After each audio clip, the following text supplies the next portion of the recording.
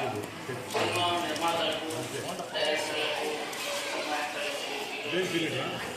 మంచి పేరు వచ్చింది, డబ్బు వచ్చింది. అయితే నష్టపోయింది ఎవరంటే పేద బలహీన వర్గాల పిల్లలు మాత్రమే. ఒకసారి ఆలోచించుకోండి.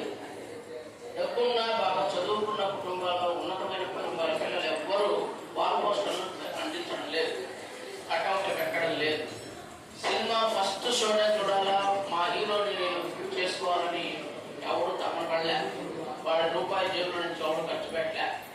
కానీ ఎవరైతే కూలి నెల చేసుకుంటున్నారో ఆ పిల్లలు తల్లిదండ్రులు మాత్రమే సినిమా వైపు మొదలు వైపు మరుగు తీసుకున్నారు.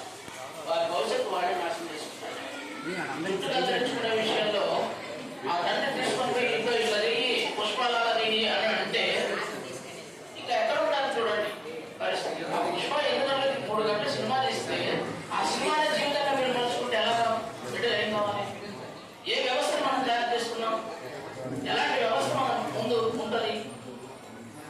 ఈరోజు ఈ మంగళం దీంట్లో ఎలాగ ఉంది, ఒక ఆయన ఉంది, దొరగారు ఉంది, అన్నీ ఉన్నాయి. వీటి చాక్లెట్స్ దొరుకుతున్నాయి. మననే పట్టుబడ్డది వెంకటేశ్వర కాలనీలో. పేపర్లో చూసుకోవచ్చు, వీడియో చూసుకోవచ్చు. అంటే మన చుట్టూ ఎలాంటి ప్రపంచాన్ని నిర్మించుకున్నామో ఒకసారి ఆలోచించుకోండి. మన పిల్లలు ఎంత భద్రంగా మనం చూసుకోవాలో ఒకసారి ఆలోచించుకోండి.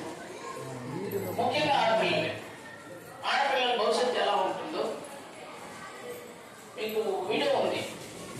Private school video. 4 పిల్లలు సిగరెట్లు వాడికి వెళ్ళి వరుసగా దమ్ముకుంటుంది. ఆటోమేటి ఎవరిచ్చారు చదువు? సోకాళ్ళు బాగా డబ్బున్న వాళ్ళు పెద్ద కాలేజీ, పెద్ద స్కూళ్ళలో, కార్పొరేట్ స్కూళ్ళలో పిల్లలు వాళ్ళకి పాకెట్ మనీ అయితే ఉట్టిస్తారు. అమ్మాయి ఎందుకు? వాళ్ళు సంపాదించిన డబ్బులు కాదు, ఎలాగా ఏదో లంచాలో వడ్డీలో ఏదో వచ్చినటువంటి సంపాదించిన డబ్బు వాడు ఖర్చు పెడుతున్నాడు. అలాంటి వాళ్ళతో మన పిల్లలు జత చేస్తే మన పరిస్థితి ఏంటో ఒకసారి ఆలోచించుకుంటున్నాం. ఇక్కడ కూడా ఒక పాడుబడిన ఏదో ఉంది, అక్కడికి వెళ్తారు పిల్లలు.